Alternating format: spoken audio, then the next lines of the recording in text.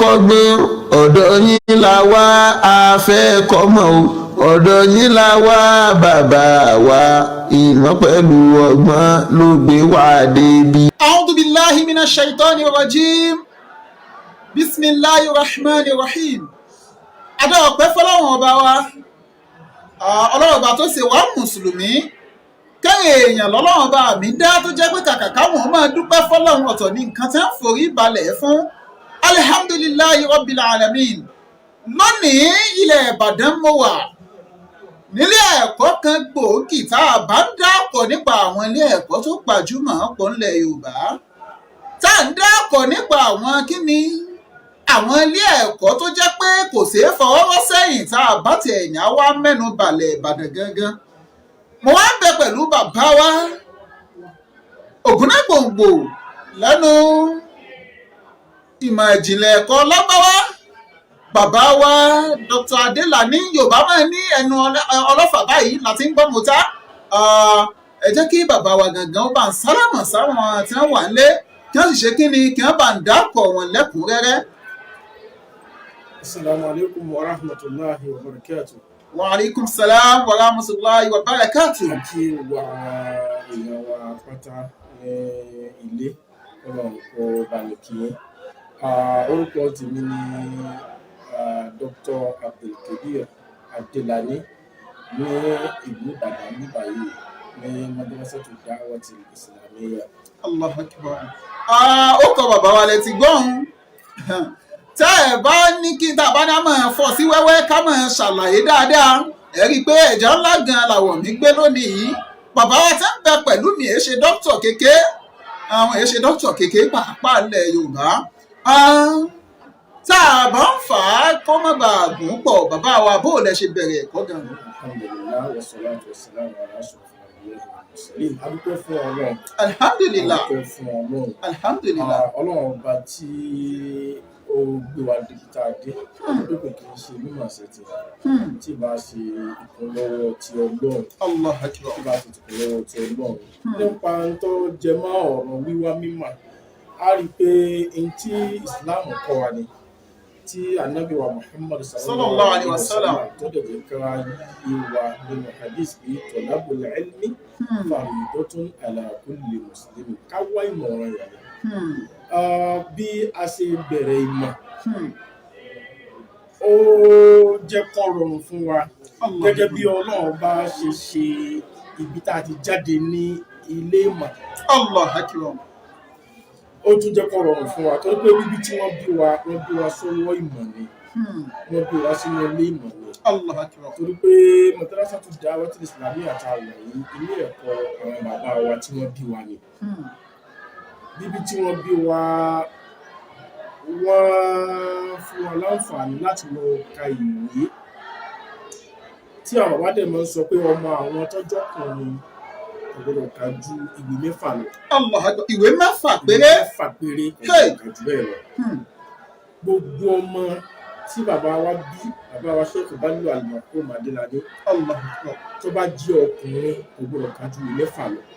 Ilé ike ó ní lọ lẹ́yìn ìwé mẹ́fà yẹn. Tó bá ti parí ìwé mẹ́fà báyìí ó di ilé ike ó. Bàbá ti wá sọ pé gbogbo ọmọbìnrin àwọn pátá kò gbọdọ̀ lọ sí ìwé kẹ̀kẹ́ kó tẹ́ gbọdọ̀ ka ìwé ẹyọ kẹ̀kẹ́. Kódà kì í ṣe primary one. Kì í ṣe primary one ọgbọdọ̀ lọ.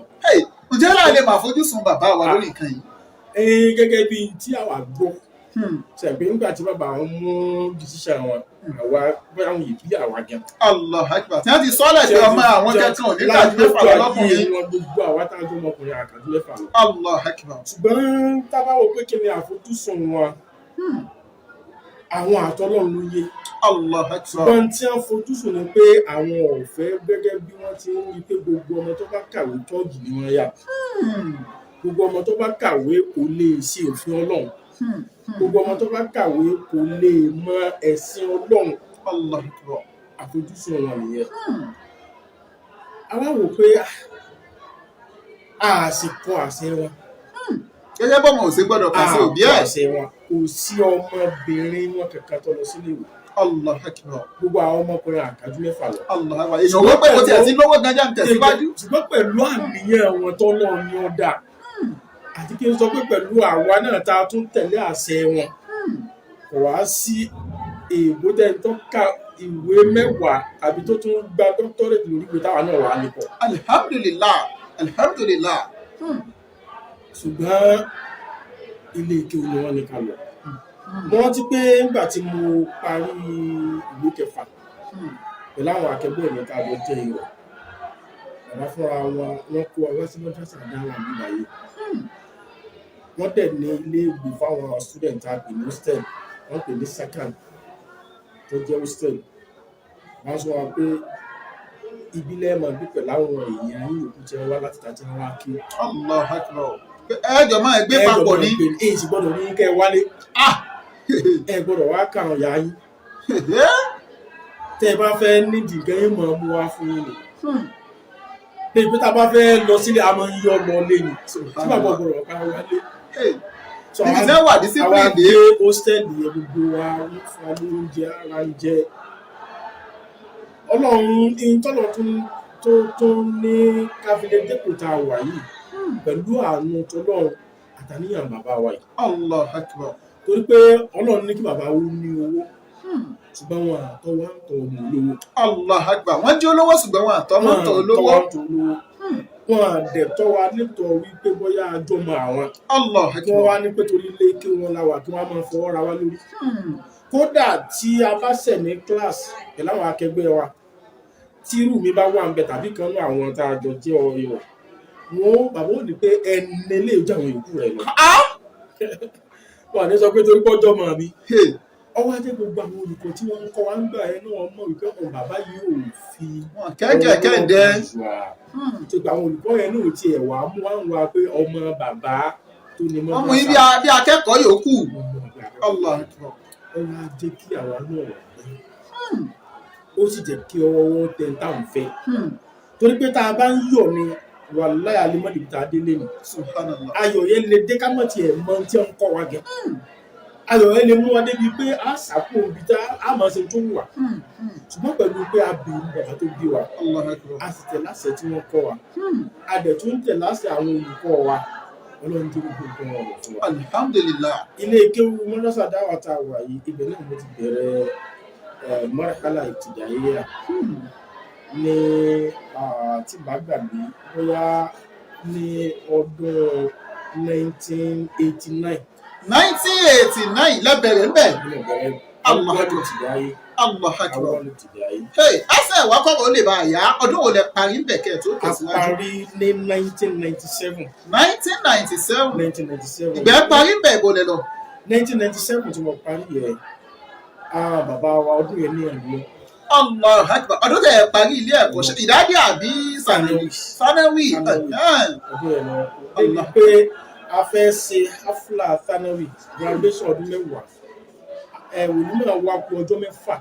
Allah akbar. bàbá jáde láyé. inna lillahi wa inna ilayhi raji'un. tí pé ọlọ́run kádàrá kan lè sọ onímọ̀ yẹn ní àsìkò tá a fi sí. ẹ̀tọ́ tì síwájú. torí ikú wọn. Allah akbar. gbà tí mo parí ní 1997 yẹn ọlọ́run kádàrá pé kí n sì máa ṣolùkọ́ nínú ilé ẹ̀kọ́ yìí.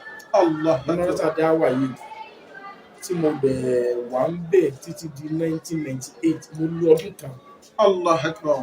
ọdún kan yóò tí ì parí òní ọlọ́run kádàrá pé kí n rí minha dirasiyya tí àwọn olóògbé pè ní scholarship láti lọ tẹ̀síwájú fún degree ní ìlú Mauritania. ìlú Mauritania ni mo lọ ní 1998. 1998 lẹ́kọ́ orílẹ̀-èdè Nàìjíríà lọ Mauritania. fún ìtẹ̀síwájú ẹ̀kọ́. ìgbà tí ẹ wá kò ń bẹ̀ ń kọ́ báwo lẹ ṣe gba doctorate ká tó gbọ́ mi tá à ń lọ gan. ní ìlú Mauritania yẹn adúpẹ́ fọlọ́ ọlọ́run ní ká kẹ́kọ̀ọ́ náà. alhamdulillah. ọlọ́run dẹ̀ fún wa ṣe ọlọ́run jẹ́ ká jèdè. mo gba ìwé ẹ̀rí ti degree. àgbà ìwé ẹ̀rí ní ọdún 2002. 2002 lẹ gba degree. bẹ́ẹ̀ ṣùgbọ́n nígbà tí mo kúrò ń bẹ̀rẹ̀ mo pé èyí tí ń bẹ lọ́kàn mi náà ni pé a gbọ́dọ̀ torí àwọn àfáà wa kan máa ń sọ fún wa wípé kéwìn téèyàn bá kéwì gbogbo àwọn tí wọ́n gba dìgírì ó ti pọ̀. èèyàn tó ti gba dìgírì ti pọ̀. àwọn ẹ̀kún kálukú náà ká mọ ní tàṣàbùkù ká mọ jọ ṣe kí ni pé àjọ fẹ́ máa fi gagbága pé èmi náà ó tún wá tẹ̀síwájú. yín tún ju tàwọn kan lọ. wọ́n á wò pé ìtọ́kàn náà ni pé lẹ́yìn baccalaureate kéèyàn ṣe kí ni kéèyàn ní master degree mi. ṣùgbọ́n kí n tó wá lọ sí ibi tí mo ṣe master degree yẹn mo rò pé ìlú wa Nàìjíríà náà ní ìdí kẹ̀kẹ́ wọ́n ní ìdí sáfìsì wa òdùmọ́ wa lọ sí NYSC. ẹ lọ ṣàgùnbánirọ̀. wọ́n post mi sí ìlú Ìlọrin ní Kwara State. Ibi tí wọ́n kọ́kọ́ post mi sí ibẹ̀ ní Lagos State torí pé tí mo ṣe ọ̀pàdé ìmọ̀ Islamic law. ó bófin Islamic kan bí òfin lẹ lọ́ọ́ kà. so nígbà tí wọ́n post mi sí Lagos State yẹn àwọn ní kọ́pà èkó sáǹfààní pé àwọn fún mi ní rejection letter pé ibo ni mo tún lè lọ mo wá lọ sí NYSC padà wọ́n sá padà post mi sí Al-Hikma University. Allahu Akbar. ibẹ̀ ni mo ti serve tí mo dẹ̀ lo ọdún kan fún Allahu Akbar. ìgbà tí mo wá kó ń bẹ̀ yẹn mo tún padà sí Ìbàdàn ní 2003.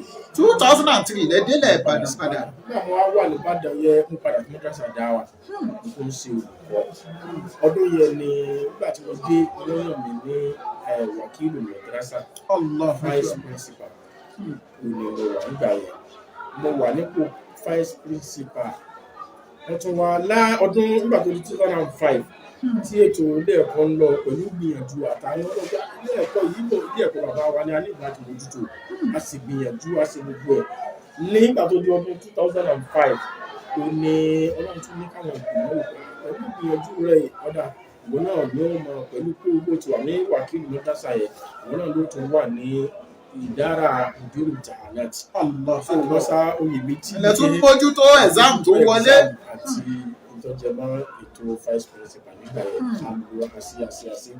It's an obligation upon every Muslims seeking knowledge for the sake of Allah. ìròyìn ayọ̀ rèé fákẹ́kọ̀ọ́ tó fẹ́ wọlé ẹ̀kọ́ gíga ńlá ìrọ̀rùn ló já sí ẹkú oríire Al-Yamana Institute ti dájọ́sepọ̀ Muhammadu Bello yunifásitì ní Zaria ire wọlé dépò kí gbogbo akẹ́kọ̀ọ́ tó fẹ́ wọ yunifásitì ó máa yọ̀ lókù. gẹ́lẹ́dẹ́ bá ti parí dípúlọ́mà lọ́dọ̀ wọn lẹ ti láǹfààní láti wọ 200 level Muhammadu Bello yunifásitì láìsí jáàmù mọ́ àbí ìdánwò WAEC àbí NECO rárá ẹ wọlé ẹ̀kọ́ wọn lọ ṣe dípúlọ́mà lágbára Olúwa ohun gbogbo di ṣíṣe. agogo 8 àbọ̀ òwúrọ̀ sáago káàbọ̀ ọ̀sán lọ́jọ́ Monday lọ́jọ́ Jímọ̀ lẹ́ ó fi máa gba lẹ́kṣọ̀ wẹ́rẹ́wẹ́rẹ́ ẹ ó gba sàtífíkẹ́ẹ̀tì pẹ́ pérégedé lẹ́ bá dẹni láǹfààní láti làbú ní Zaria. fàlàyé lẹ́kùnrẹ́rẹ́ tàbí ẹ fẹ́ gba fọ́ọ̀mù ẹ kàn sílé ẹ̀kọ́ wọn eléyìí tó wà láláwẹ̀ èrè lọ́nà iléeṣẹ́ Mẹ́gàjí Ìwó nípínlẹ̀ Ọ̀ṣun tàbí kẹ́ẹ̀kan sí wọn ní nọ́mbà 37 Ògolúwa street Ọ̀sìmáwá road Láborí Ọlọ́jà Líkòsì Lógìjó nípínlẹ̀ Ògùn. ẹ sì lè pa àwọn ẹ̀rọ ìbánisọ̀rọ̀ yìí náà pẹ̀lú 08089620695 tàbí 07086853286 trusted@yahoo.com ní email. nígbà tó wá di 2005 yẹ máa wò bá ìmọ̀ gbọ́dọ̀ dúró náà mo ti wá gbẹ àwọn sàtífíkẹ́ẹ̀tì mi nù máa wò pé níbo ni ó kù tí a fẹ́ lọ ṣùgbọ́n bẹ́ẹ̀ náà bàbá wa tó yẹ pé inú àwọn tí mi ò lè gbàgbé ni Allahu Akbar. nínú ìgbésí ayé mi wàláhì mi ò lè gbàgbé wọn àwọn ni Sheikh wa Mikael Abdulaziz. Sheikh Mikael Abdulaziz ọmọ ìlú Ìgbò ni wọ́n bá wọn sì ṣe jẹ́. wọ́n jẹ́ àfáà wa wọ́n lọ́dún tó bàbá wa wọ́n tó wá jẹ́ ọkọ sísá mi wọ́n fẹ́ sísá mi. bí àná lẹsẹ jẹ́ sí ayé. ṣùgbọ́n wọn mú wa bí àná. wọ́n máa ń fún mi ní mọ́ràn tẹ̀síwájú ó fún mi ládírẹ́sì ẹ̀ apply sí báyìí àwọn tí ẹ fẹ́ kí n lọ sí Malaysia and wọ́n á sẹ́ndì fọ́ọ̀mù sí mi mo sá sí gbìyànjú mo fi ní fọ́ọ̀mù mo sẹ́ndì ẹ̀ sí Malaysia so ọlọ́run wa ní kí n ní admission ní Malaysia yẹn. ṣe rí ètò ẹ̀kọ́ mo fẹ́ gba àwọn ọ̀dọ́ nímọ̀ràn èèyàn lè wà níbi tó yẹ pé tó ti kéwu àkọ́kọ́ bóyá kamara sàlàwíyà rẹ̀ ṣe pé bóyá ọ̀fẹ́ lọ́kọ̀ nígbà tó náà tó fẹ́ ní kó tẹ̀síwájú fún dìgírì ó tún lọ lágbára bíi Saudi Arabia bíi kọ́tọ̀ láwọn ìlú tó ti ń kọ́ wa ní ẹ̀kọ́ ọ̀fẹ́ yẹ torí Mauritania ní ìsìn ọ̀fẹ́ lakẹ́kọ̀ọ́ bẹ́ẹ̀ tó pé Jamia yẹn wà tábí Jamia ìmọ̀ọ́mù ní Riyadh ṣàádà Riyadh lágbà ṣàádà Jamia ìmọ̀ọ́mù ní Riyadh. ẹ tó bá ti lọ bẹ̀ yóò dàbí ẹ tó lọ sí Jamia ìmọ̀ọ́mù. bẹ́ẹ̀ so ìgbà tí mo wá rò pé ká tẹ̀síwájú náà ni asa apply sí Malaysia wọ́n dẹ̀ fún mi ní admission ṣùgbọ́n ní Malaysia á kẹ́kọ̀ọ́ sí mi. òun yẹn ṣe scholarship ìṣẹ̀kọ̀ ọ̀fẹ́. ìṣọ̀kọ̀ ọ̀fẹ́ tí ẹ bá tiẹ̀ fẹ́ rí ẹ̀kọ́ ọ̀fẹ́ wọ́n kọ́kọ́ dé Malaysia ni wọ́n kọ́kọ́ lo di semester kan náà ó tó wá gbìyànjú wọ́n sí exam tó bá sí exam yẹn ẹni tó bá wá mú jáde ní result yẹn tó ń pè ní CGPA tó bá ti àyè grade bí máa kí ẹ ṣe pọ̀ tó ní ó fi rí scholarship. Kó lájà fẹ́ lọ Malaysia ìlú táyà ti mọ ẹ̀yà ta ló fẹ́ sponsor wa. Adé sponsor lówó iyebíye yìí. Àṣà pé àṣà gbìyànjú ẹ̀ àdìsàn di afẹ́ lọ ó kú owó tíkẹ́ẹ̀tì. Mo fẹ́ sọ pé ìmọ̀ràn mi fún àwọn ọ̀dọ́ tó bá parí kódà kó jẹ́ pé ibi tó ti kẹ́kọ̀ọ́ dìgírì rẹ bọ́yọ̀ fẹ́ ni tó ti wá jáde kúrò bẹ́ẹ̀ tí ọkọ̀ rẹ̀ dẹ̀ wò pé kó tó tẹ̀síwájú fún masters yẹ ṣùgbọ́n tó wá apply sí kì í ṣe tó ti rí scholarship mọ́ dàkà mọ̀ wọ́n mọ́ jẹ́ kí rẹ̀wẹ̀sì ọkàn bọ̀ gbìyànjú gbogbo agbára rẹ gbìyànjú ibi tó bá ti òkè ọ̀rọ̀ àtúndé ìgbẹ̀gbẹ́ mo lè ráǹfààní bẹ́ẹ̀ mo lè níbi tí wọ́n yẹ pé mo dúró mo rì láì ní wàláì mo lè mọ́ débi tí mo dé lórí. Allah akbar ó jẹ́ ẹ̀kọ́ fáwa náà ó bá ti rẹ́kọ̀ọ́ ọ̀fẹ́ lọ wówó kó o sanwó ọlọ́run bá ti ní kágbára ó wà. Admission dé mo rí pé wọ́n ní màá san owó yẹn jẹ́ 3,700 ringgit Malaysia ringgit tí wọ́n kọ sínú admission. bí èlò ní òtò ní Nàìjíríà nígbà yẹn times ringgit 1 ringgit jẹ́ 50 naira nígbà yẹn.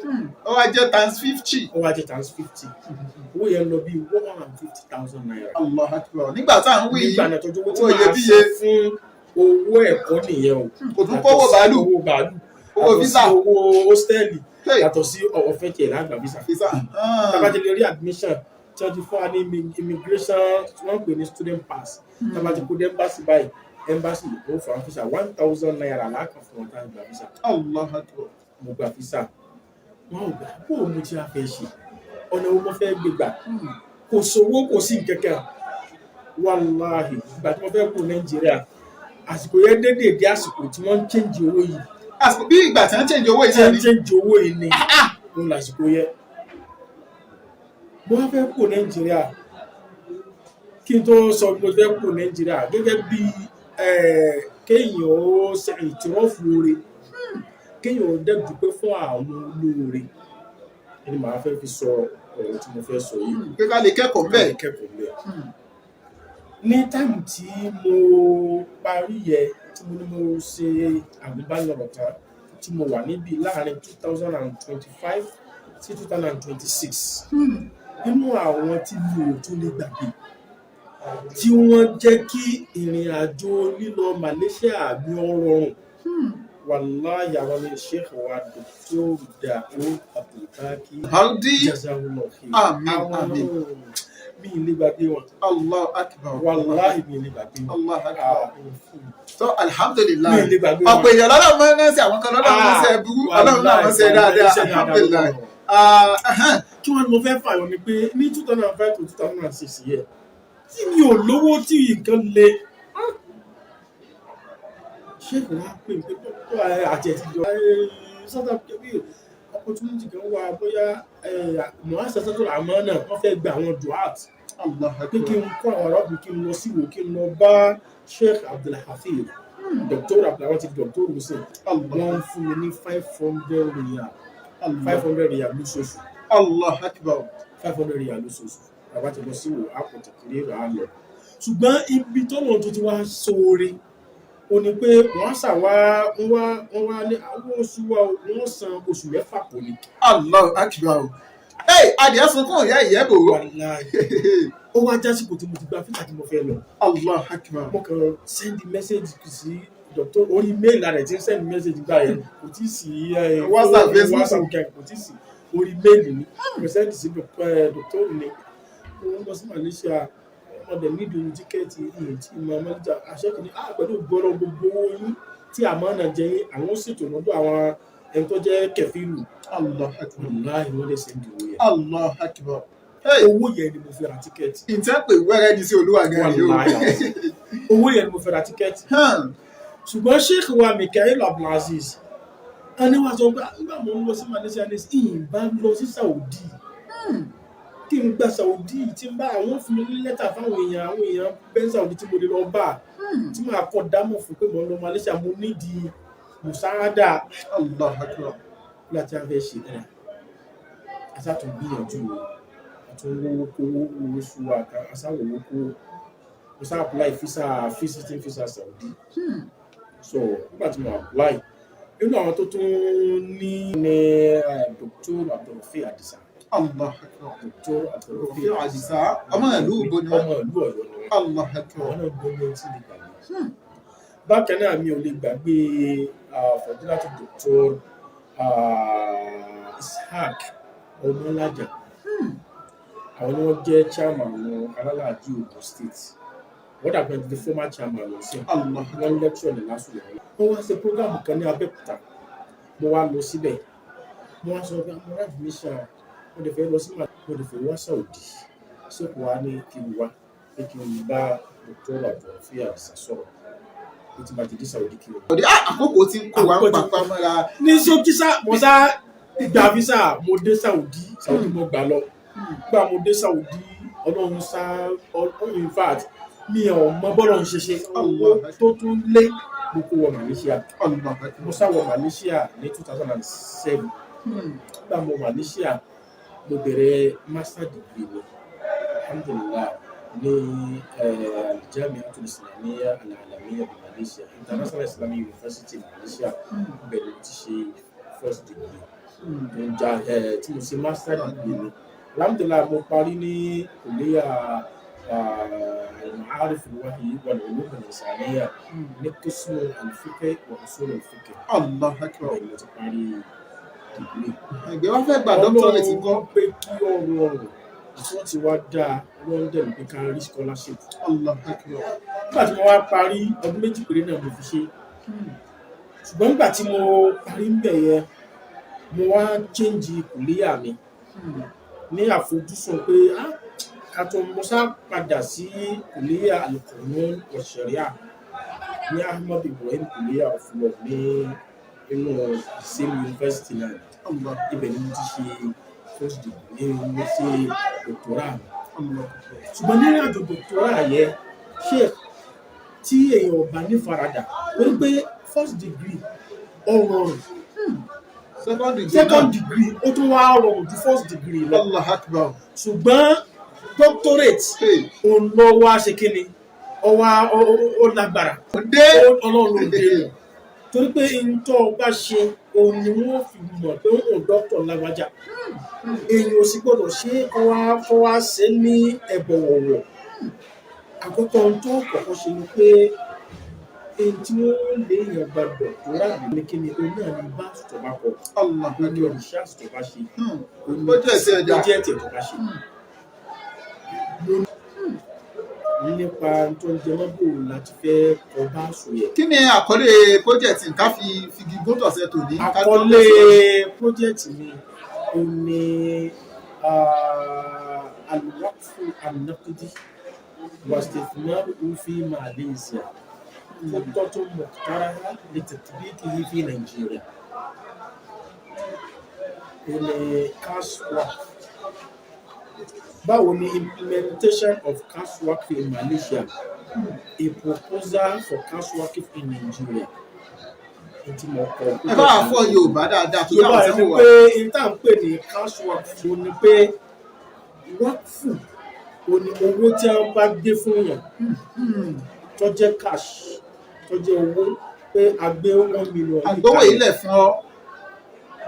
Interfere fi ṣe ni pé a fi dógò síwájú Ọlọ́run is like charity. afẹ́kẹ́ fi ṣiṣẹ́ olóore kan. olóore charity tàbí ká pè ní endowment fund. Oníjẹ́ wákùú. Ṣùgbọ́n wákùú oríṣiríṣi cash wà. A wọ̀lú ẹ̀ lọ ní lọ́sẹ̀ tó ń bọ̀ lágbára Ọlọ́run. Ipa tí Malaysia kó nípa ìfikàn dókò sọ́nà.